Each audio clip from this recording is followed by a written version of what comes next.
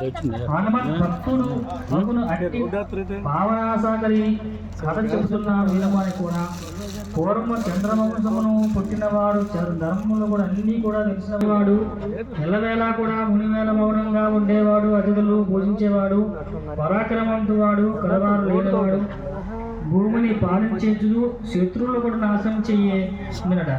అట్టి శత్రువులు కూడా అందరూ కూడా మహిస్పతిని పూర్వమును కేశగిరి సోమదత్తును యుద్ధములకు ఆహ్వానించరట.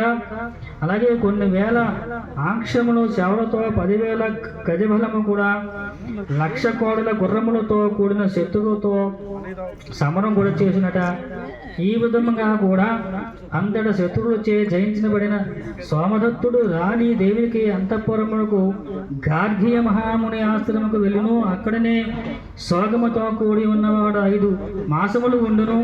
తదుపరి కుంటి మోఘ గుడ్డుతనము పొందిన ఆ రాజభృష్టుడైన మెక్కిలి విచారించుతూ ఉన్న పదిని గురించి అతని భార్య ఓదార్చుతూ 4 శ్లోకములు కూడా చెప్పినట. ఆపదలు ఉన్నవారు ధైర్యము, సంపదలు, ఓర్పు, సభలో శాస్త్ర విషయమును బాగా మాట్లాడు గుణము ఉండవలనట. యుద్ధమందును పరాక్రమముతో, స్త్రీల వద్ద అంచంతలతముతో సంపదలు ఏర్పడును.